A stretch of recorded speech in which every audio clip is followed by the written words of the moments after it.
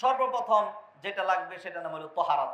ইয়া আইয়ুহাল্লাযীনা আমানু ইযা কুমতুম ইলাস সালাতি ফাগসিলু উজুহাকুম ওয়া আইদিয়াকুম ইলাল মারাফিক। তাহারাত, আত-তাহারা, আত-তাহারাতু শাতরুল ঈমান।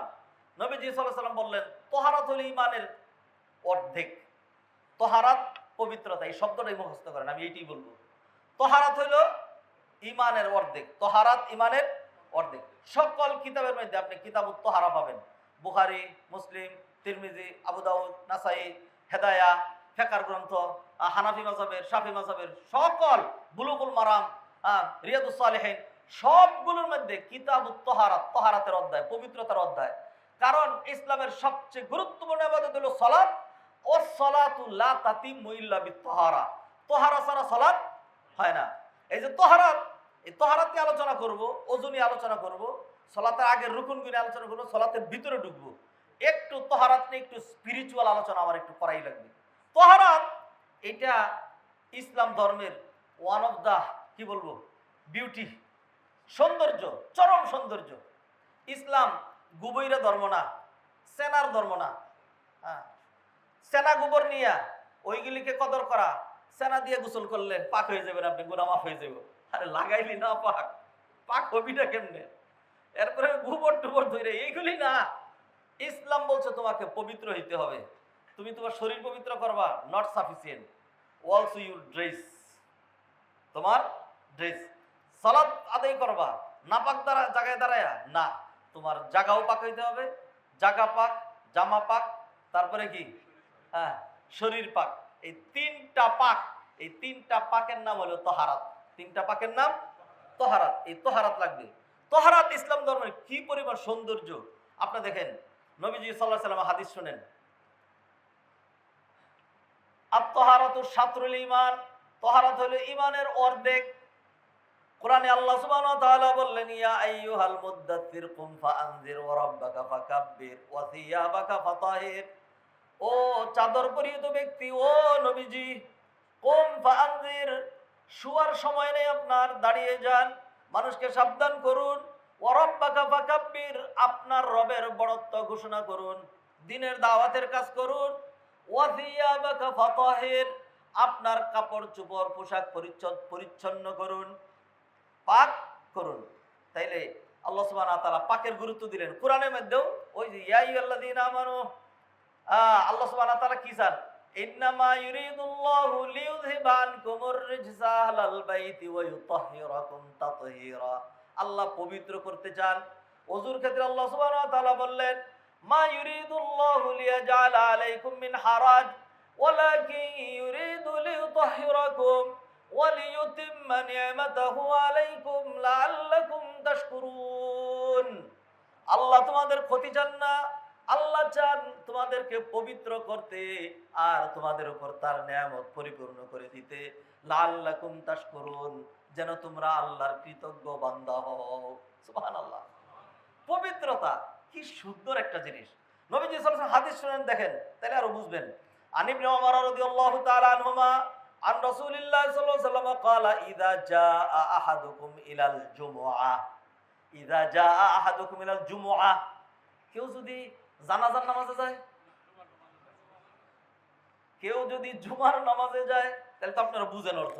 ইযা জাআ আহাদুকুম ইলাল জুমআহ, তোমাদের কোন ব্যক্তি যখন জুমাতে আসবে, ফালিয়াগতাসিল, সে যেন গোসল করিয়া আসে, সে যেন গোসল করিয়া আসে।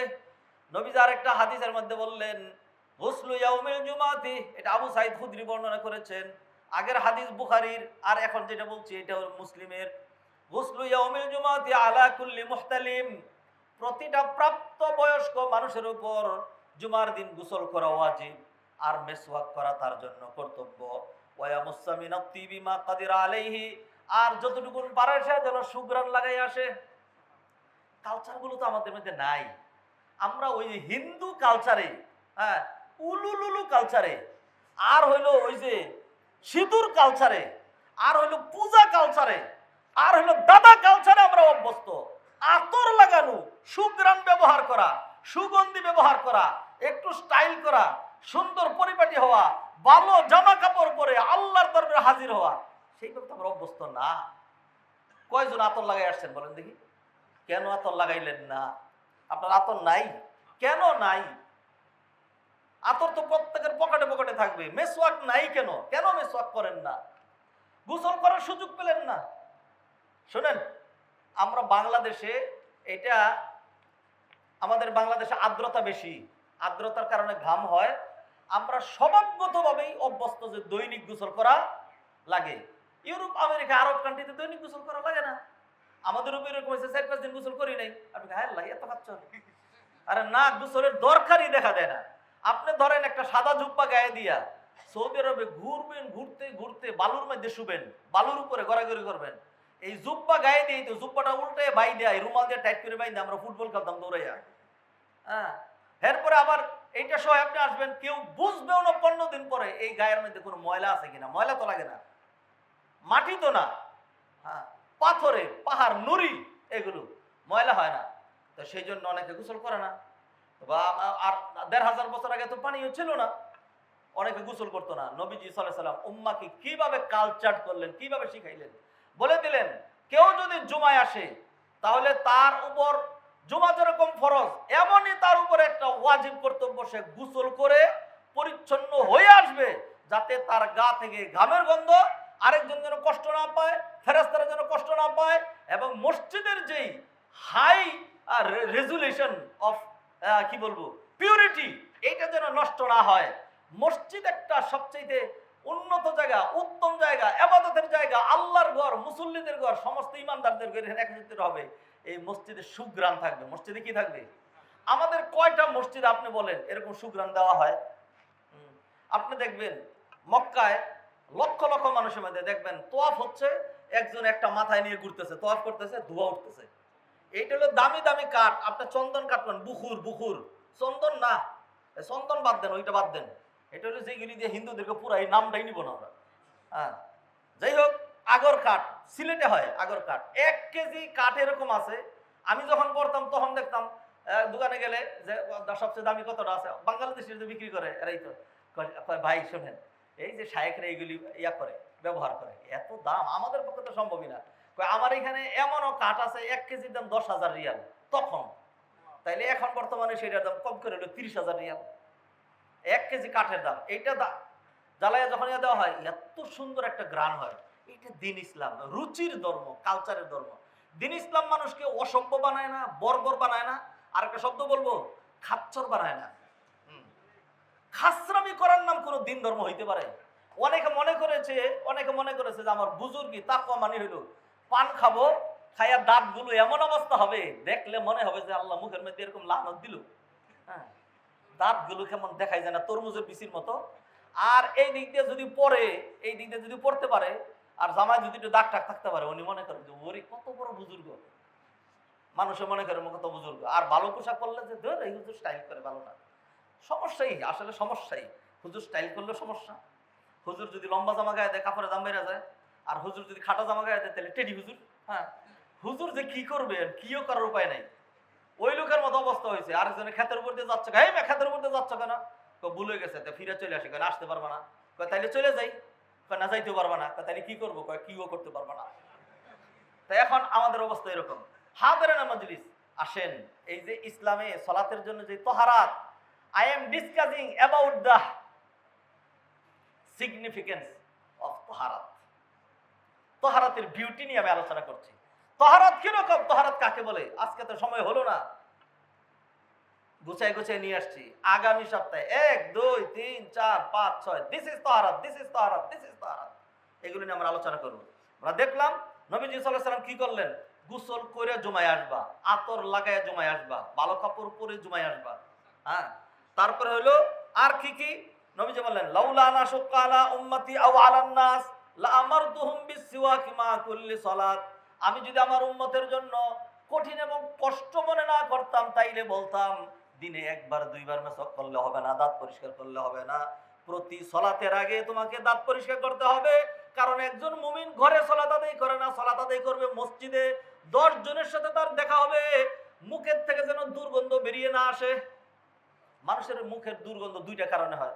একটা হলো কারো যদি রোগের কারণে হয়, অথবা রোজা থাকার কারণে হয়, সেটা তার হাতে না, সেটা তার হাতে না।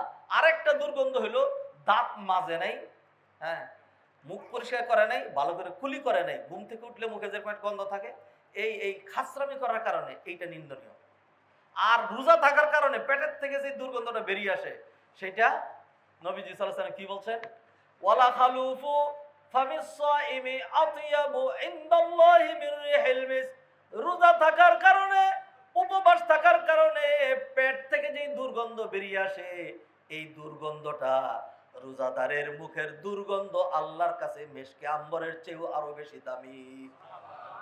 অতএব আপনি গোসল না করার কারণে, কাপড় না ধোয়ার কারণে, অথবা পেঁয়াজ খাওয়ার কারণে, অথবা রসুন খাওয়ার কারণে, হ্যাঁ, অথবা দাঁত না মাজার কারণে, মেসওয়াক না মাজার কারণে যে দুর্গন্ধ হয়েছে, এইটা নিন্দনীয়, এটা হারাম। এটা থেকে ফেরেশতারা কষ্ট পায়, এটা থেকে মুমিন মুসলমানরা কষ্ট পায়। নবীজি সাল্লাল্লাহু আলাইহি সাল্লাম সেই জন্য উম্মতকে কালচার করার জন্য, তারা তো বেদুইন মানুষ ছিল, কাজ করেছে, অথবা হয়তো আবারও জুমার পরে গিয়ে কাজ করবে, খেতে যাবে, সেই জন্য তারা গোসল করতো না, আর ওইখানে এত দরকার হয়ও না। হ্যাঁ, নবীজি বলে দিয়েছেন, জি না বাসাধন, জুমায় আসতে হইলে আপনার অন্তত কি করতে হবে। আর একটা হাদিস বলি, শেষ করে দিচ্ছি। নবীজি বলেন, হাক্কুন আলা কুল্লি মুসলিমিন আইয়াগতাসিলা ফি কুল্লি সাবাতি আইয়ামিন ইয়াওমান। একজন মুসলমানের উপর ওয়াজিব 7 দিনে একদিন তার বাধ্যতামূলক গোসল করা লাগবে। গোসল ফরজ হয় নাই, স্বপ্নদোষ হয় নাই, স্ত্রী সহবাস করে নাই, গায়ে ময়লা লাগে নাই, 5 স্টার হোটেলের ভিতরেই ছিল, আরামে আরামে ছিল, ব্যস্ত ছিল, ফ্রেশ আছে, ড্রেস ভালো আছে, সুগ্রাণ আছে, সবকিছু ঠিক আছে, তবু নবীজি বললেন 7 দিনে একদিন গোসল করবি না, এটা হইতে পারে না। কিরকম গোসল নবীজি ব্যাখ্যা করে দিলেন, ইয়াকসিলু ফিহি রাসাহু ওয়া জাসাদাহু। এমন গোসল যেই গোসলে সে তার মাথাও ধুবে, সারা শরীর ধুবে। অনেক সময় আমরা যখন ছোট ছিলাম, বিকালবেলা মা নিয়ে কি করতো, বিকালবেলা সন্ধ্যার আগে মাথা না ভেজে এই গলা থেকে এই পর্যন্ত ধুয়ে দিত ছোট বাচ্চা। হ্যাঁ, এটাও একটা গোসল। এই গোসলে হবে না, কি গোসল হইতে হবে? কমপ্লিট গোসল, কি leg to head, leg to head, whole body পুরোটা ধুইতে হবে সপ্তাহে একদিন। তাহলে দেখেন ইসলাম তাহারাতকে কি পরিমাণ গুরুত্ব দিয়েছে। হাদিরের মজলিস, যদি বলি যে সালাতের 7টা ফরজ, তাহারাত, শরীর পাক, জামা পাক, এরপরে সালাতের ভিতরে ফরজ, রুকু করা, সিজদা করা, এইভাবে আলোচনা করে শেষ করে গেলাম, তাহলে আপনি ইসলামের যে বিউটি এটা পাবেন না। আপনি ফরজগুলো জানলেন, আমার টার্গেট আপনাকে ফরজগুলো শিখানো না। আমার টার্গেট হলো ইসলাম রুচির ধর্ম, ইসলামের স্পিরিচুয়াল সাইডগুলো, এইগুলোর আরো কি কি টার্গেট, মাকাসিদুশ শরিয়া, এইগুলো সহ বিস্তারিত আলোচনা।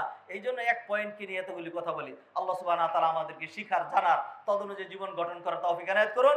আকুলু কওলি হাযা ওয়া আস্তাগফিরুল্লাহ লি ওয়া লাকুম ওয়া লিসাইরিল মুসলিমিন ফাস্তাগফিরুহু ইন্নাহু হুয়াল গফুরুর রহিম।